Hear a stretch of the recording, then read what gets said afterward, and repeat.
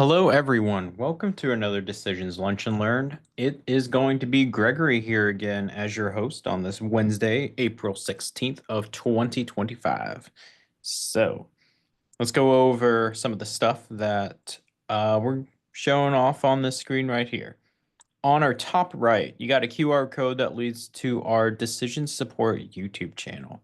Here, we post content about how to use decisions, how to use decisions modules, how to build out particular processes and decisions or understand how a particular flow behavior works. We have a variety of different concepts that we cover here, from short form to more longer in-depth coverage of topics. So highly recommend taking a look there. Also, we got our product roadmap review back. You can check that out by going to decisions.com/events. Also, at decisions.com/events, you can sign up for a virtual Submersed, which will be happening from May 5th to May 8th, Monday through Thursday.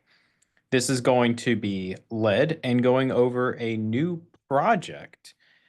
Previously, we had gone over the purchase request project, but we'll be covering a new one in this upcoming one that's going to focus on some different topics, such as API calls, runtime selection, external truth tables, and a few others. So I highly recommend taking a look there. Okay, so I think that's our intro. I'm going to move over to my decision screen, and you guys can start posting some questions in the Q&A. So give me just a moment while I do that.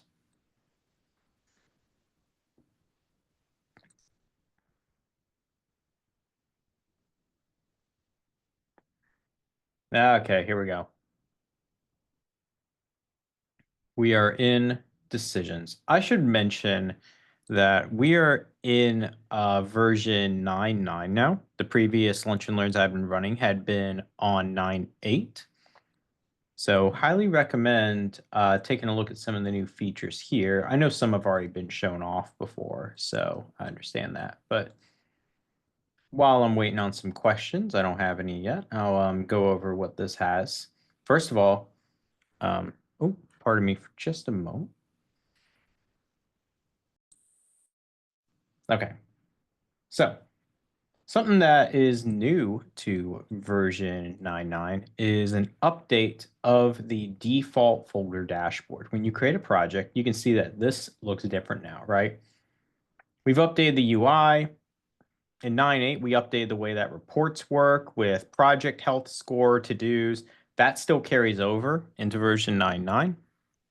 And then over here, we're going to have a count of all different entities that are created inside of the project. So if I were to make a flow, and I will just call this example flow,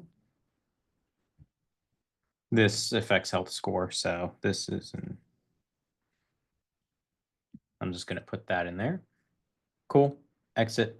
And now look at that. We have 3 different entities that have been created. Example flow, we have project designer settings, and we have the default queue. So that's how this works.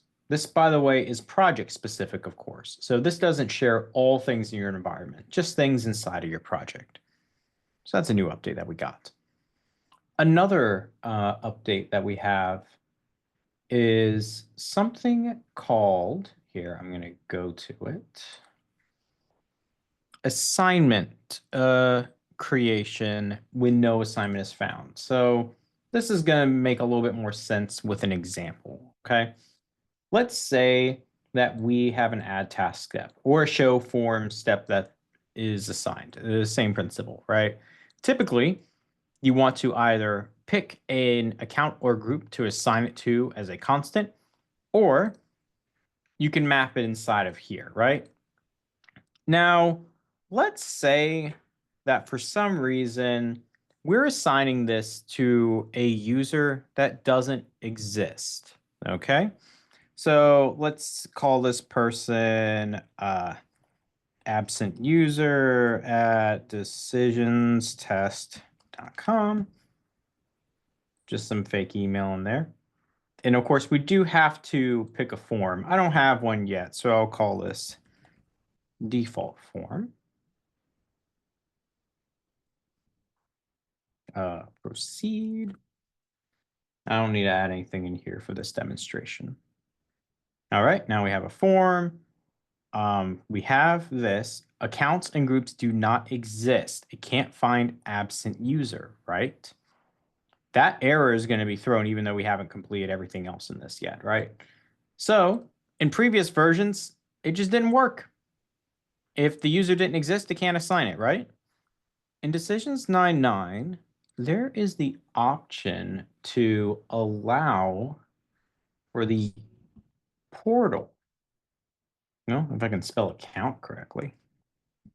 There's the option to allow the portal to trigger a flow if the account can't be found when trying to assign an assignment.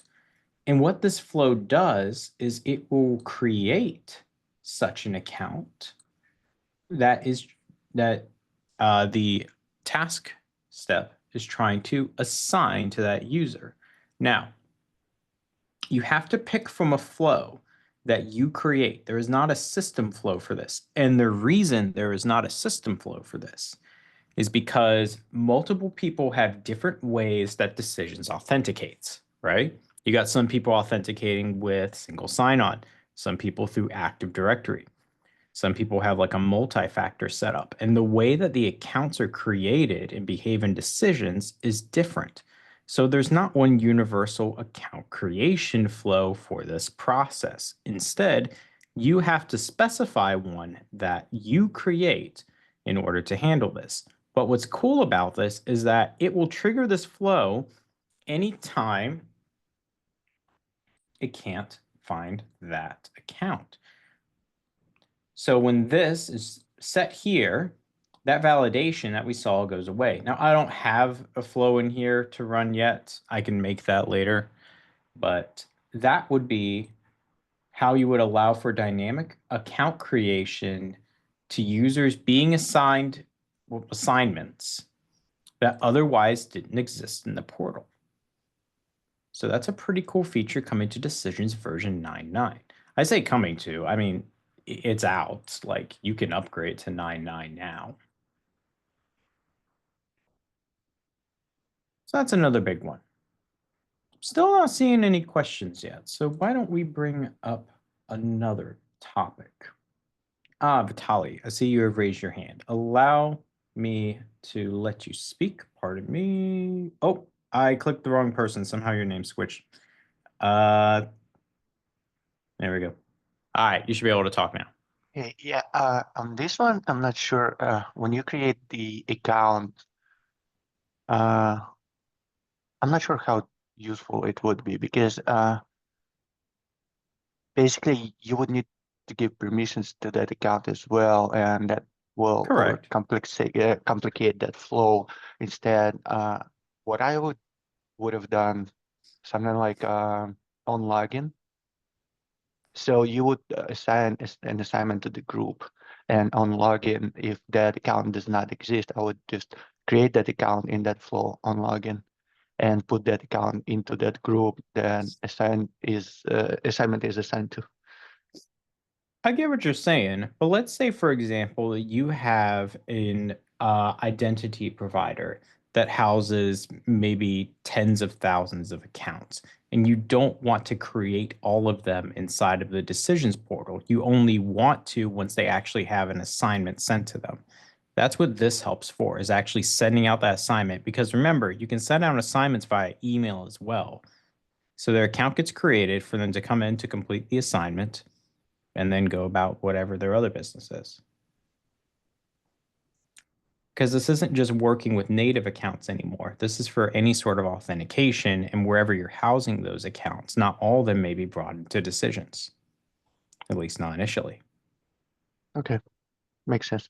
Yeah, but I get what you're saying, though. That is another design paradigm that would make sense for some other users. It's like, well, they just made this account. Why don't you just, log them in on initial login? And if the goal is to just make sure that their account gets into decisions as soon as, the account gets created elsewhere, then that makes sense. But if you just generally don't want that many accounts in your environment, that's what this is helpful for.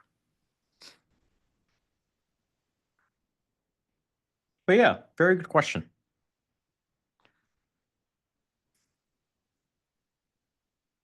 those are some of the big things that are coming to version 9.9. We also have the proactive assistance and troubleshooting. This is a service that you can opt out of, but it allows, here, I'll go over here.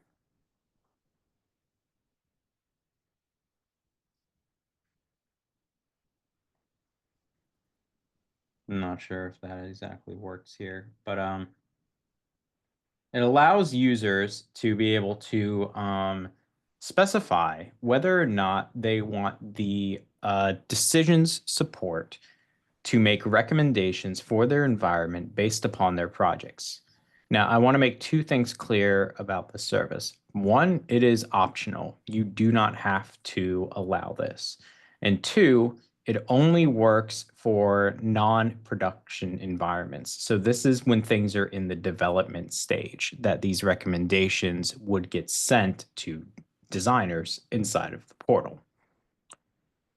They would be able to see your project if you allow them to, look at potentially troublesome design patterns if they exist, and then make recommendations from there. It's a pretty cool tool. And we will be coming out with a video that covers in more detail than what I just explained now. But yeah. Okay, I'm still not seeing any other questions. I've been in here about 10, going on 15 minutes already. Is there anything else? Let's see. Oh, we just had someone else join, so that might affect it. Another thing that's been added, this is kind of a minor thing. I guess you probably could have all seen this coming, but since we added health score to flows in the previous version, we started adding it to more designer entities, or yeah, designer entity designers. So in the report, we now have a health score here that shows. Same thing goes with the page designer and the form designer. Actually, I've got a form already. So right up here. And then same thing goes if you try to create a page. Right up here. Now, there's a cool functionality that got added, and it's a little bit of a quality of life function, I would say. So in previous versions, if I had a control that spanned multiple columns and rows, right? Let's make this one just span 3 rows, right, in one column. When I grabbed it and dragged it over, it would all just like condense into one column, right? Now it maintains its size. So now when I drag something over, it's going to keep that size as long as it has the ability to, right? Right, over here it does, but as soon as I get down here, right, I'm running out of room, so it shrinks back down to one column to act like it did before. But as long as you have the size, and by the way, this was one column, one row, so one column, one row, or one cell if you want to call it that. It maintains its size going across. It's a pretty cool feature. In addition to that, let's say I've got 2 of these. You now have the option to dynamically insert a control between other controls. So I can drag this right here, and it's going to create a new column for me. Again, just little quality of life enhancements for form design and page design. So those are some of the things that got updated. Probably doesn't like that there are a bunch of validation issues. Yeah, that makes sense. Here, I'll just get rid of these. So that's also new coming to Decisions version 9.9. Another thing that we've done is scheduled jobs have gotten a little bit of an upgrade, particularly thread jobs. All these things where the description was just inline now actually have a description with them, so you could understand a little bit more what's going on inside your environment. In version 9.8 and below, this used to just say inline. Now it's inline release report view for rows, and then it specifies the ID. So another little quality of life enhancement when you're trying to understand what's going on in the environment and for debugging purposes. Let's see. Are there any other major things? Those are kind of the proactive assistance in troubleshooting and the account creation, I would say, are probably the two big things added, but a lot of little quality of life updates. And if you go to the page designer, like I mentioned, get to see that here. It's cool because now, what is this? If this spans two, right, I can drag this over and it'll still span two. It's fun. It's a pretty nice little upgrade. Yes, you should still be good to speak, Vitality. What do you have? Yes, on the forum, do you plan to do something like when you, for example, have like a vertical stack and it goes over instead of creating scroll inside of the vertical stack, just expand the adjust the form size itself? Hmm. Let me make sure I understand what you're asking here. So we got a vertical stack, and you're talking about If your items go over the size of this vertical stack, it will create a scroll in vertical stack container. right. But do you plan to do something like expand like the whole form size instead of Mm, creating? instead of a scroll, modify the actual form layout to map dynamically to whatever's inside of this.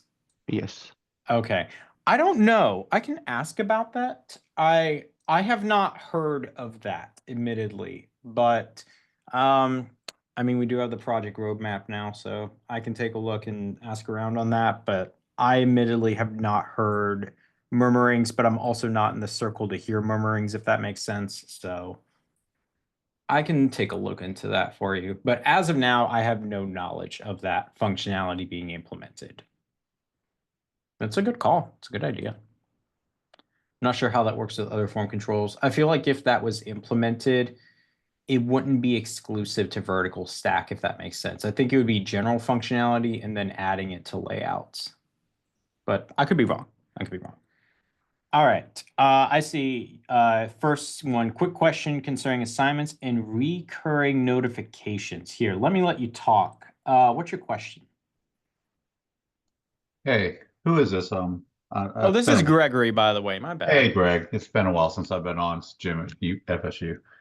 Um, I uh, I had a request on some assignments.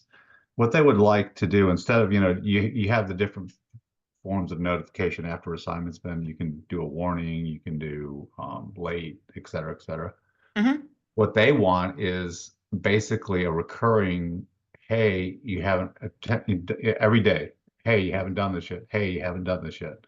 Um, and I didn't, I mean, it might be there. I looked at the assignment documentation and stuff like that, but I didn't see anything where you can set up a recurrence on that to Hmm. keep doing the warning. Like say that you put, I want a warning after, 24 hours, and then I want it to recur every 24 hours. Do I have I to just see set what up a you're job to saying. do that pretty much or something like that? That's what I'm wondering. But that was my first thought with Yeah. job, but let me go to assignment setup real quick. Hold on. So assignment description, suggest, specify Yeah. start date, specify late day, and then it gets sent out for late day, assignment late day flow type. Hmm.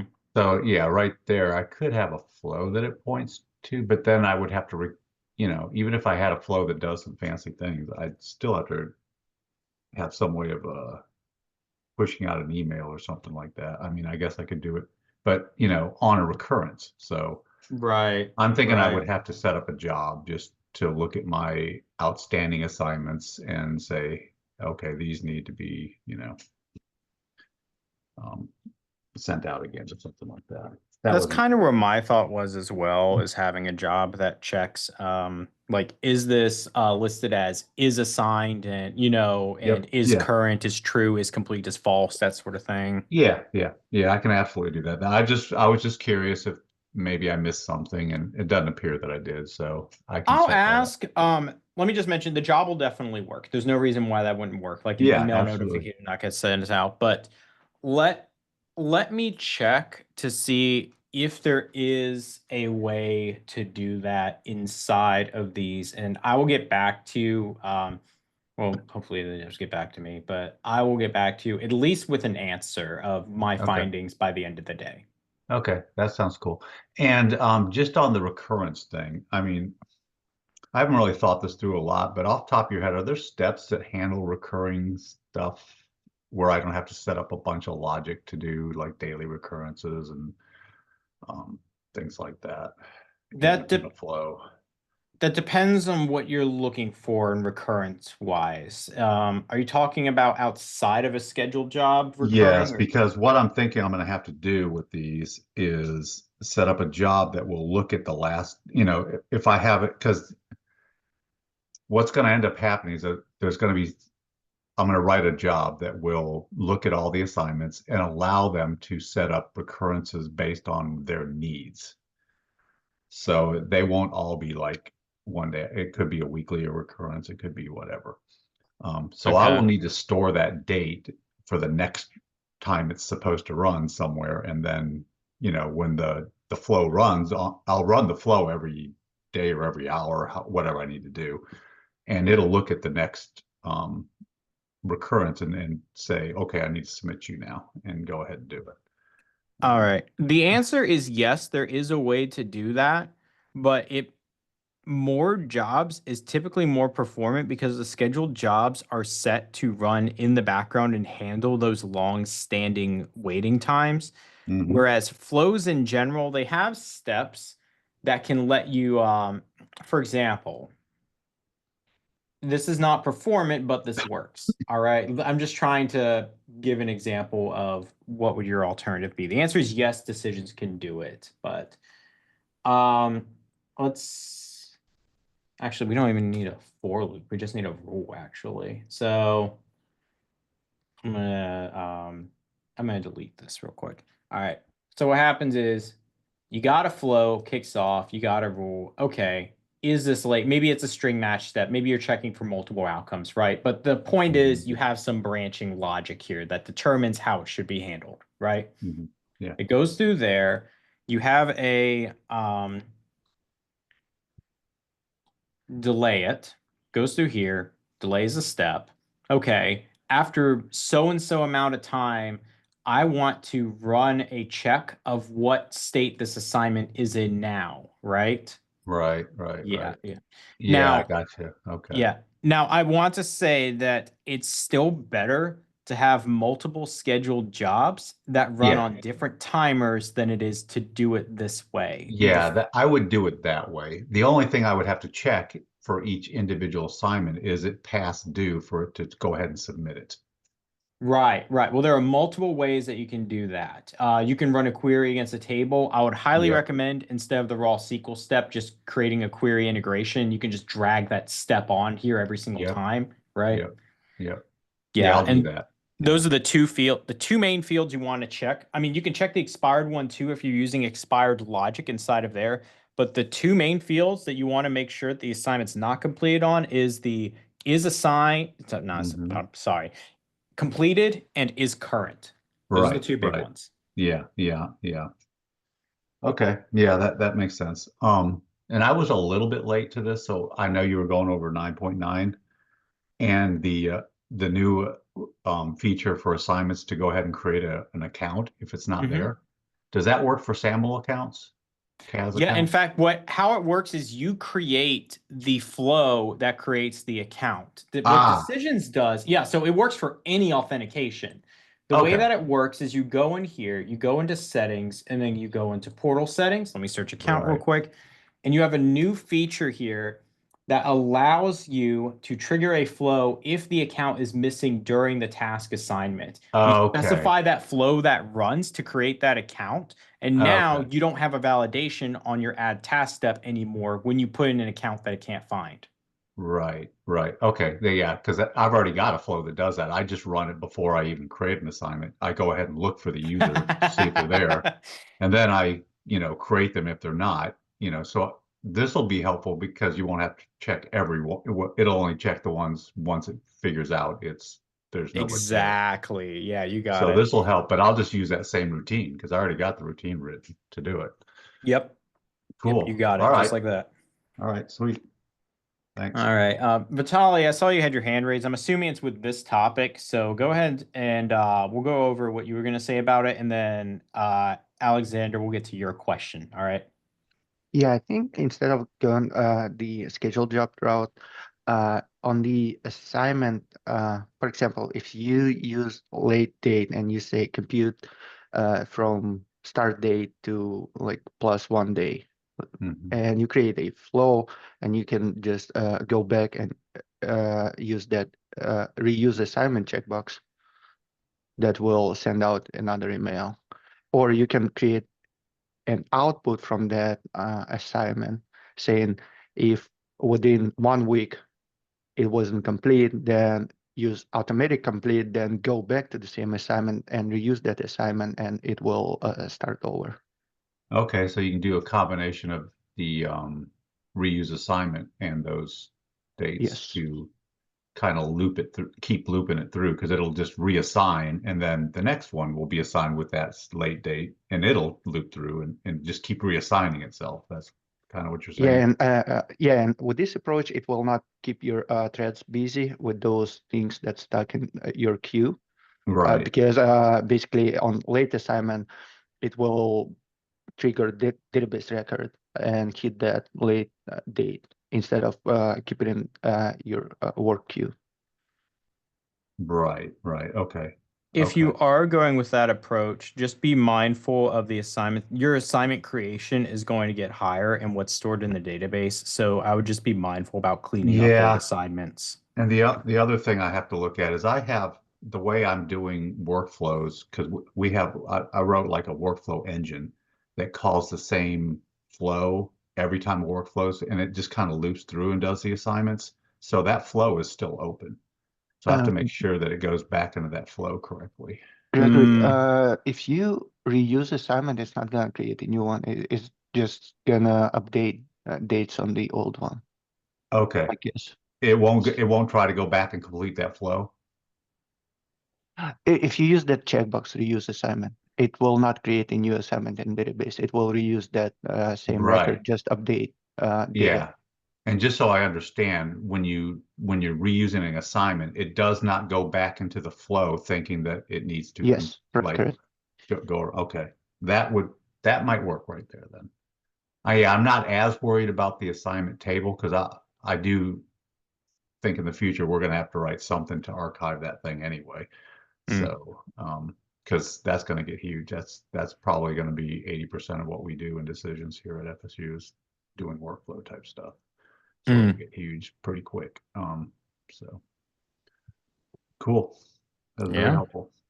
absolutely. Yeah, that makes sense. I'll still take a look into what we were talking about before with the devs. Sure. But yeah, Sure. that It these always seem like good helpful. approaches. Yeah. Yeah. Cool. Cool, cool. Alexander, can an entity be at two states at the same time? The quick answer is it shouldn't. What do you got going on? Okay. So we're not supposed to be doing any kind of quantum, you know, We're not doing a Schrodinger's assignments here. gotcha. Now what you can do is you can have a field in there that marks it if you need to specify like multiple Hmm. kinds of states it can be in. But as far as the default system created state, it Hmm. shouldn't be in more than one. It's not a Boolean of is it in this state or not. It is what state is it in when you run it against a database query and it gives you a string. It's designed to take in a string, not a list of string. You can do combo states if you wanted to. Like if you had an entity that's like, I mean, this is kind of weird. I don't know what your use case is, so I don't know if not to Oh, start my that. use case. Well, I was tasked with we're making a change to our system, um, and instead of just assigning something, so we usually set the state to um, pending review for RSAs. Is that what we call the state that it's in? But Okay. now we need to set it to, set it so RSAs and our RSNs can also view the same thing. So now they're being kind of combined on one. So Okay. What can be done is you can, if you're using entity, case entity, something. I'm going to do case entity just because it's very straightforward as far as the actual state setup. Are you using case entity? I believe so, yes. All right, test case. I always do name and favorite color, so we'll do that. Oh, it doesn't like the space. I forgot about that. I don't know how many times I'm going to make that mistake. Okay, so we've got our two states right here, right? You can make a state that's like, what'd you say? RSA and what review? RSM. Right? You could Yeah. have one that waits for both. That's still one state. The problem is that if you put the case entity into multiple states at once, one, it shouldn't be able to do that. It can flip-flop back and forth very quickly, depending on your logic, but it can't be in two states at the same time. Gotcha. Also, maybe I'm not fully understanding what actually happens with a state actually happens in activities, right? Happens Under that in state when something's like in it. Yeah. So there are two different, every states give the Hmm. ability, all right, to have what user actions, right, that are only applicable to case entities in that state, and trigger flows that will run when that state is reached by the entity, right? You also have visibility Yeah. rules. Yeah. So yeah, entity event flows. You get the idea So what here. you're saying is I don't actually need to set the state. What I need to do is change the rules on what happens when it enters that state, Right. essentially. Yeah. Instead of having multiple, yeah, exactly. Changing the rules of what goes on inside of the state that it's in. You don't have to make it go like flip flop or try to be in both states. You can simply have if it's an assignment, right? Hold on. I don't know exactly. You're saying it needs to go to review, so I was assuming assignment, but I'm not sure. But you could do something like this, where we've got a branch step. It assigns it to two different users, one the RSA group, one the RSN group, and then a merge step. So it won't let you progress to the end until both have completed their tasks.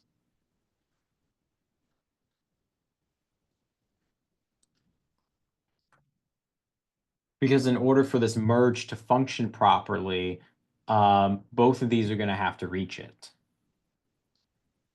What's the one that splits it called? It's called a branch. It's called a branch Branch. step. All right. Okay. So what you would do is you would branch. You would say, I assign this to the RSA group. I assign this to the RSN group. The flow does not progress until both of these assignments are complete. Now, this is a very simplistic overview, I'm sure, of what you're trying to do. I'm just trying to lay out the logic, and then we'll do set entity state step, something like that, and say, okay, now that everything's completed, move it to the next state.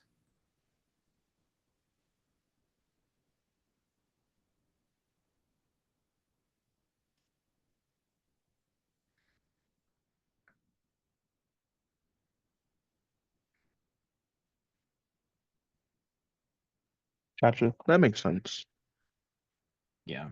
That Without makes no, sorry, what were you gonna say? No, I was saying that makes sense.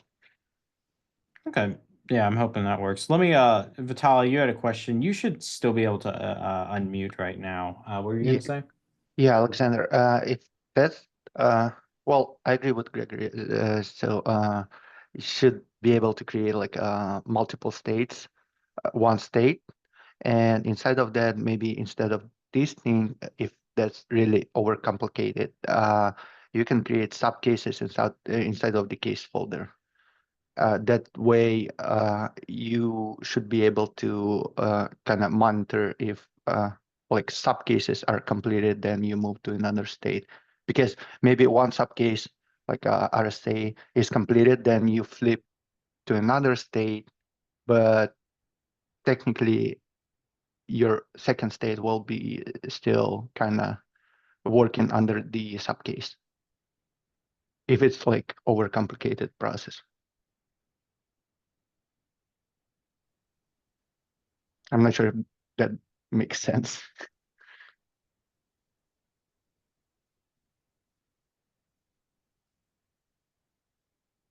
So, Alexander, what he's talking about is subcases within the actual case itself. Like, so when it's in a certain state, you kind of have like another case that would track its own progress within that particular state. And then once that process is complete, maybe it's called just RSA review and RSN review. So you have basically kind of like a different data structure almost that's tracking individually for each of those, and then it goes on to the next one if you need that individual tracking inside of your process folder or just some way to track that progress. Okay. Yeah, that sounds good. I just need to make sure that both of these groups have access to it. Either one can approve, it doesn't matter who. But I think I just misunderstood what case like how this really works. What is it called? The configuration. Mm-hmm. But now that I understand that a little bit better, I just really need to include another group on there to make sure that they also get assigned, not assigned, but like have access to this case Yeah, entity. yeah. You can specify visibility rules for certain states and certain things, right? This is just a trigger flow. You can put multiple user actions in the same one, and each user action can be assigned to just its own set of RSA people or RSN people. That would be done through action visibility rules, by the way. So you'd set up the actions here and say, okay, in this state, I want this set of users to view this action. I want this set of users to view this action, even though they're both technically, or not even technically, they both are in the exact same state. The case entity is in the exact same state.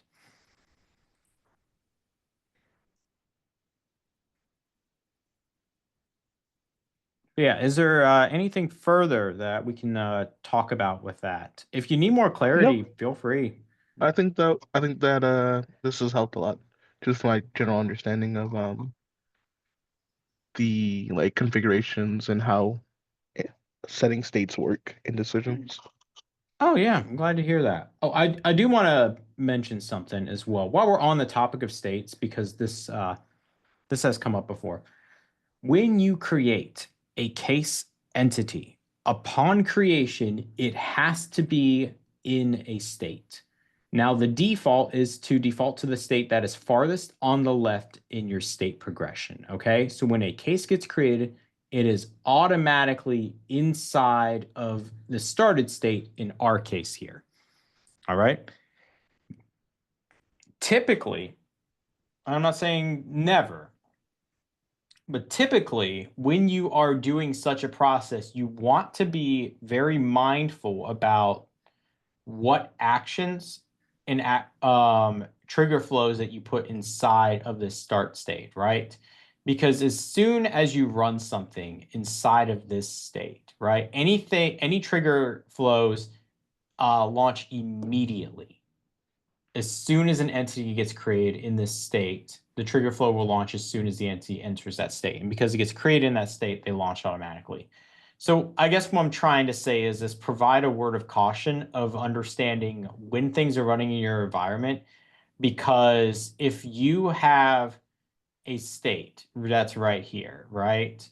And then you have a trigger flow that gets run upon the creation of this entity. You have to be mindful of what data you're trying to put into that entity that you may want to use here that probably won't exist yet because this has already started running. But yeah, just a little word of caution when using these. Gregory, do you have Yes. a mechanism to uh, like a flow execution order in these states? So, for example, if you have like a couple automatic triggers, uh, Which triggers first? yes, I are see what you're they saying. trying to trigger at the same time? I can look. That's a good question for me to ask. The answer is yes. They're trying to trigger at the same time. One is not waiting on the other flow to execute unless you set that logic. However, I do not know what the default order is of execution when you are trying to run them inside of a state. They're all trying to trigger at once, but when it kicks those off, which one gets kicked off first, you know? That I'm not Mhm. sure about. And we actually had a similar question come up the other day involving the active form flows. Where, okay, what if you have all your active form flows set to run on startup? What order do they trigger in, right? And we found out that it's actually it's actually according to created on. And not just the property, because when you manually alter the property, it still doesn't change which one runs in which order. The order seems to be very consistent, but is immutable, which is very strange. But yeah, just thought I'd provide that little bit of insight into there.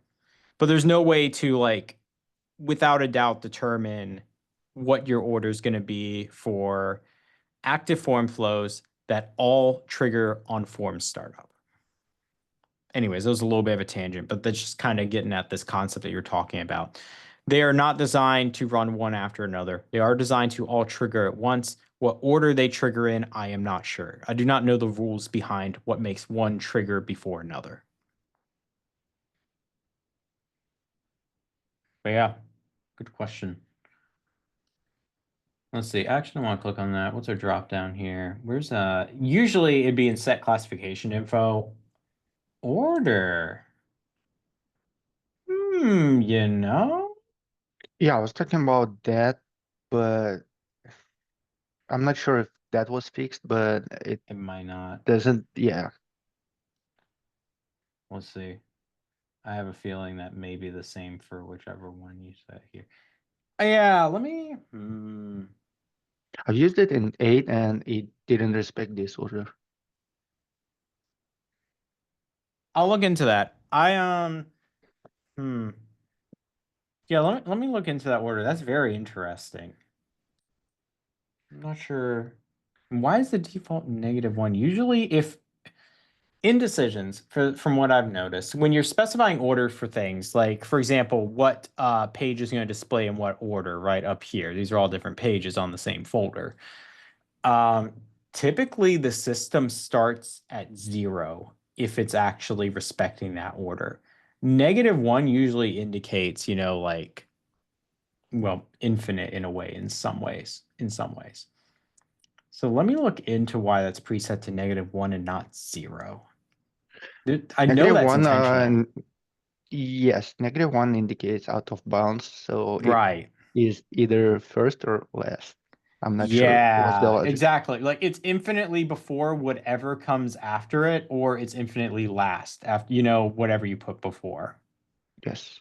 Yeah, I know that's intentional. I've got to figure out why. But yeah, I'll look into that. All right, well, that's my spiel. If anyone has any further questions, well, I see some people have already left, and I don't really see any follow-ups in the Q&A. So I think we're probably good to end this meeting now. Should be Jeremy running tomorrow's LNL, and I should be there. I should be there as well. But yeah, thank you all for attending. Nice having you on and bringing some insightful questions. I'll follow up as far as the assignment and utilizing that, making sure there isn't default behavior for that, but I'm pretty sure there isn't. So, all right, sounds good. See you all later. I'm sure I will.